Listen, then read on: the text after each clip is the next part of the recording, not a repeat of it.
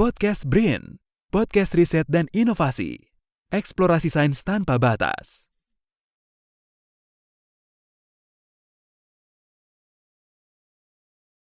Hai kawan BRIN, selamat datang di podcast Badan Riset dan Inovasi Nasional. Perkenalkan, saya Naila Atmaja yang akan memandu episode kali ini Mencatat Indonesia. Podcast kali ini terselenggara atas kerjasama Deputi Fasilitasi Riset dan Inovasi dengan Organisasi Riset Ilmu Pengetahuan Sosial Humaniora. Episode kali ini mengangkat tema BPS dalam riset kualitatif dengan menghadirkan narasumber Dr. Ali Syahid MA. Beliau adalah Direktur Statistik Kependudukan dan Ketenagakerjaan BPS. Selamat datang Pak Ali, apa kabar? Baik, alhamdulillah sehat. Gimana kabar Mbak Nela? Alhamdulillah Pak Ali, baik juga gitu.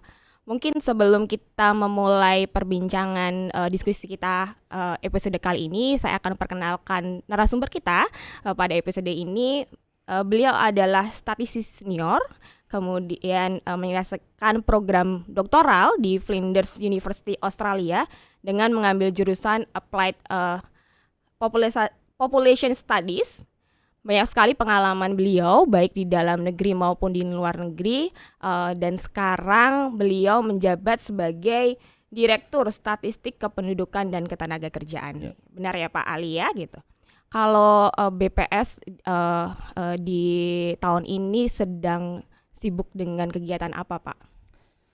Ya, kalau di direktorat ini sendiri, Direktorat Statistik Kependudukan dan Ketenagakerjaan, tentu ada dua hal utama ya. Namanya kependudukan dan ketenagakerjaan, jadi aspek penduduk dan ketenagakerjaan. Jadi kalau di kependudukan saya kira tahun ini kita sedang menyelesaikan kegiatan yang namanya long form SP 2020 atau SP 2020 lanjutan sebagai kegiatan lanjutan dari SP tahun 2020 yang lalu. Kalau tahun 2020 yang lalu kita fokus kepada namanya short form ya, artinya beberapa pertanyaan kunci saja. Di tahun ini di 2022 ini kita melakukan kegiatan SP 2020 dengan pertanyaan sekitar 80 pertanyaan. Saya kira itu menjadi informasi yang sangat kaya untuk informasi kependudukan di Indonesia.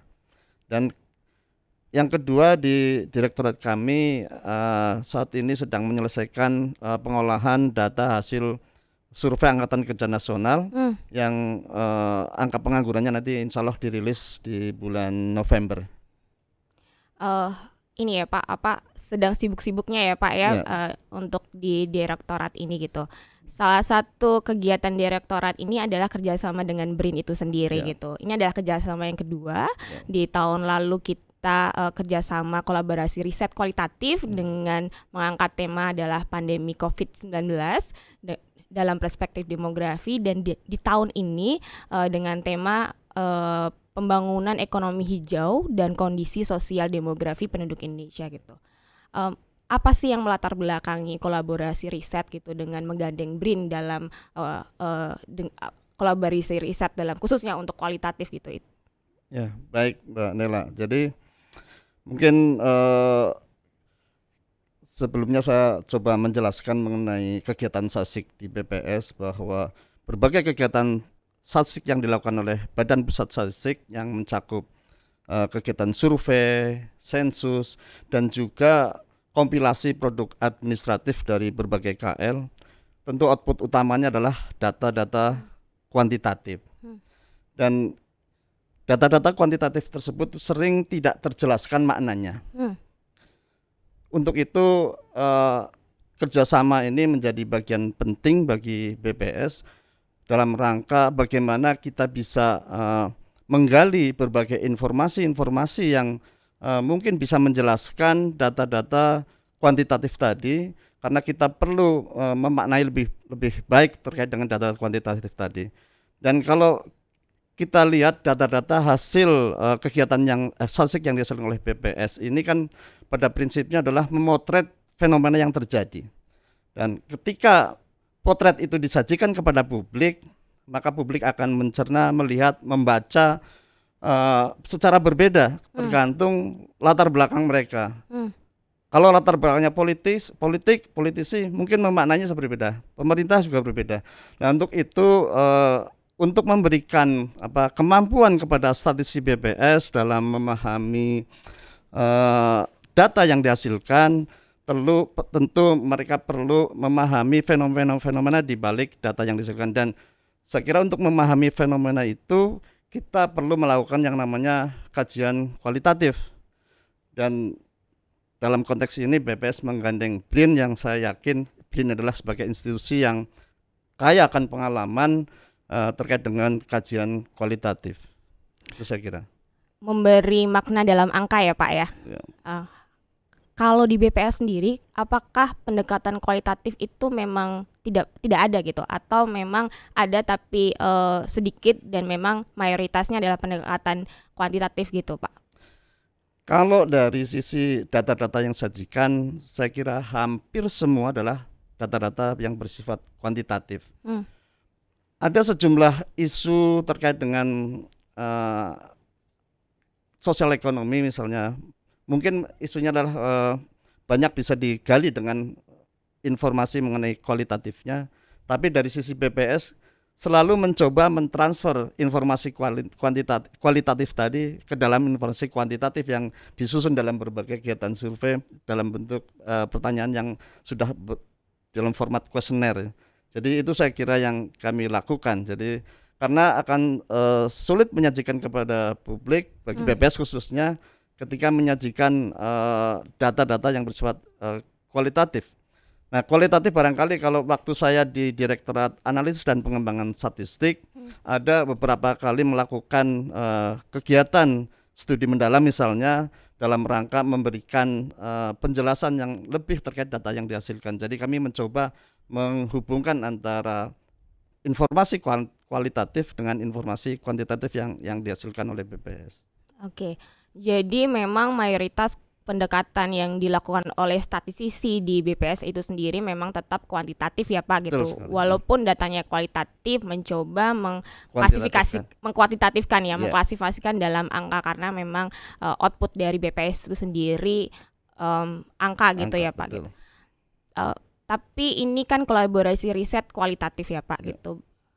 Mengapa menurut Bapak adalah statistisi itu tetap harus punya gitu kemampuan riset secara kualitatif gitu, walaupun pekerjaan di BPS sendiri memang pendekatannya kuantitatif gitu kan, apalagi sekarang perkembangan ilmu pengetahuan kita nggak bisa mengkotak-kotakan ya Pak gitu, mana yang lebih baik gitu. Mengapa gitu statistisi di BPS itu perlu data kualitatif gitu atau pendekatan dengan cara kualitatif?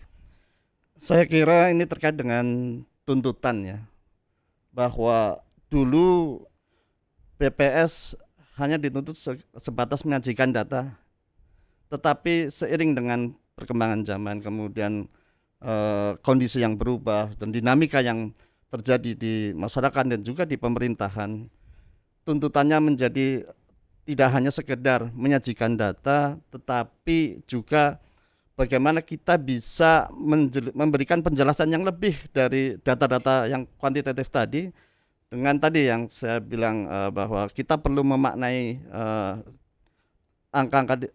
memaknai data yang kita hasilkan dengan penjelasan terkait dengan fenomena yang terjadi di belakang data itu, ada apa sih sebenarnya gitu.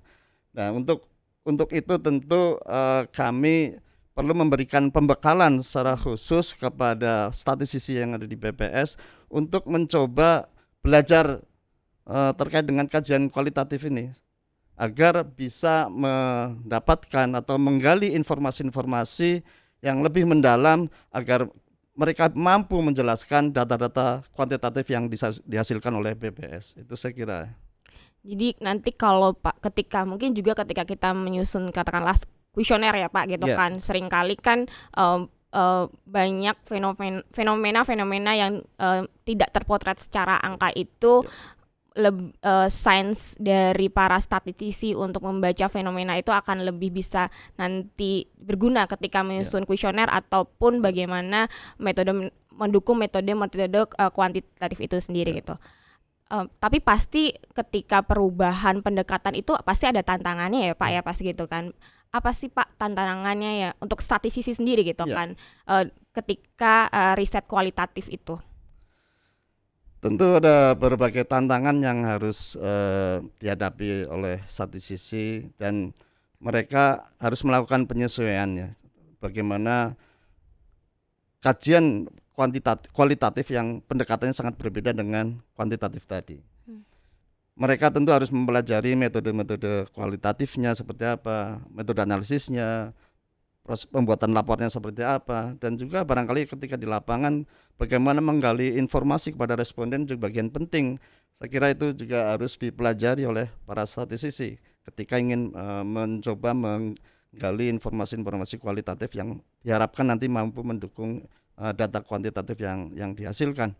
Mungkin saya sebagai contoh dulu pernah terlibat ya dengan Dikbud ya, ketika membangun survei mengenai kebudayaan. Kebudayaan kan suatu yang abstrak ya, yang mungkin lebih mudah didekati dengan penelitian kualitatif kan. Nah, dan saya kira ada proses yang menarik di sana, bagaimana mempertemukan antara statistisi dan juga para peneliti yang berkecimpung di kualitatif di sana, bagaimana membunyikan konsep-konsep yang ada di tentang terkait dengan kebudayaan tadi untuk bisa diturunkan dalam pertanyaan yang sangat kuantitatif di kuesioner. Dan itulah tantangannya, sehingga kita harus banyak berdiskusi dengan para ahli, dengan para peneliti kualitatif untuk sebenarnya untuk mengukur dari tataran tadi kualitatif yang mungkin bisa lebih mudah mendekati untuk yang bersifat konseptual tadi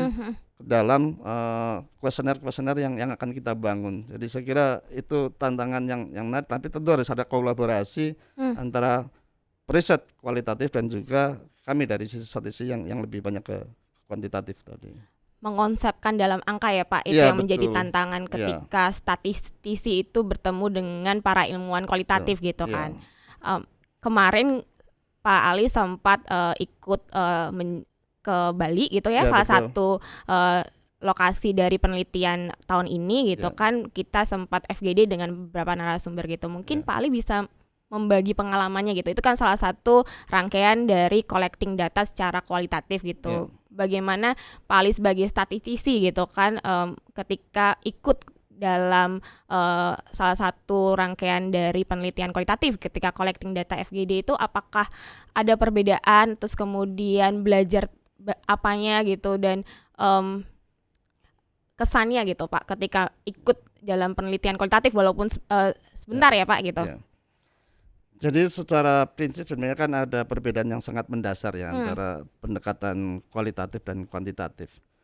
Pertama, kalau kualitatif itu kan kita ketika bertemu dengan responden, walaupun kita sudah punya pertanyaan mungkin terstruktur atau pertanyaan pokok, tapi itu kan ketika jawaban responden yang disampaikan ke kita itu bisa berkembang lebih dalam dan bisa kemana-mana. Artinya tidak terpaku pada pertanyaan-pertanyaan yang ada di yang kita siapkan. Berbeda dengan kuantitatif. Kita terpaku pada pertanyaan yang ada di situ saja gitu. Tidak bisa mengembangkan lebih dalam, tidak bisa menggali informasi lebih jauh mengenai apa yang bisa kita dapatkan dari responden gitu. Saya kira dalam rangka untuk mengukur suatu aspek ya yang akan kita kaji dalam penelitian itu. Saya kira itu. Ini ya Pak, kalau misalnya kuantitatif kita harus form dengan isi kuesioner, ketika kualitatif itu harus bisa mengembangkan pertanyaan pertanyaan intinya satu, kemudian harus bisa menjawab dari tujuan dari penelitian itu sendiri gitu. Ini adalah menyambung dengan kerjasama dari antara BPS dan BRIN di kali kedua ini. Harapannya atau output atau outcome yang ingin dicapai dari kolaborasi riset kualitatif ini dari Pak Ali dari BPS sendiri itu apa harapannya Pak? Saya kira secara umum output dari kolaborasi ini adalah tentu ada hasil kajiannya adalah dalam bentuk working paper bisa, kemudian policy brief barangkali, kemudian mungkin laporan penelitian. Tapi ada hal penting saya kira yang bisa kita dapatkan dari kolaborasi ini. Pertama mungkin semacam ketok tular ya, atau sharing knowledge lah antara statistisi dan peneliti atau periset BRIN gitu. Dari sisi BPS tentu kami berharap bahwa para statistisi ini akan meningkat atau mampu meningkatkan kemampuannya dalam melakukan penelitian atau kajian kualitatif dan memahami prinsip-prinsip dalam penelitian kualitatif baik terkait dengan metodologi, teknik analisisnya maupun pembuatan laporannya dan sebagainya. Dan yang lebih penting lagi barangkali adalah kemampuan dari statistisi ini untuk mampu menggali informasi dari sisi kualitatif yang nantinya bisa mendukung informasi yang kita hasilkan secara kuantitatif. Jadi fenomena-fenomena yang bisa digali melalui kajian kualitatif ini mampu memberikan penjelasan terhadap data yang kita hasilkan di BPS. Itu dari sisi BPS. Mungkin dari sisi BRIN barangkali teman-teman periset BRIN bisa memahami lebih baik ya keterkaitan antara data kualitatif dan data kuantitatif gitu.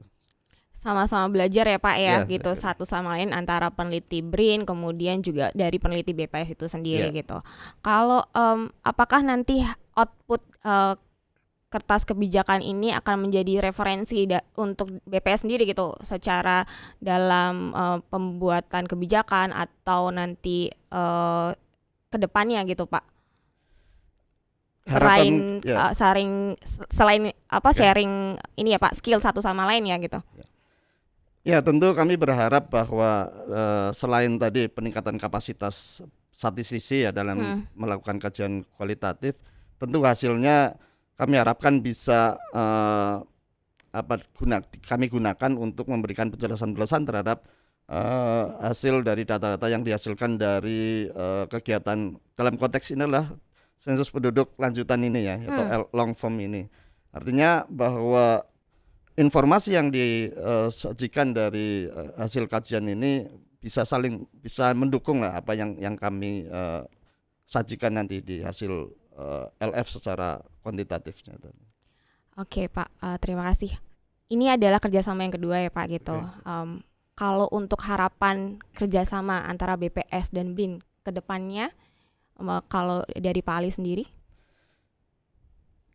Kami berharap kerjasama ini bisa terus berlanjut ya ke depan dan kesinambungan, dan tentu ke depan tidak hanya di bidang kependudukan ya yang saat ini mungkin lebih fokus ke sana, tapi mungkin juga di bidang-bidang lain, misalkan di bidang pertanian dan ekonomi dan sebagainya.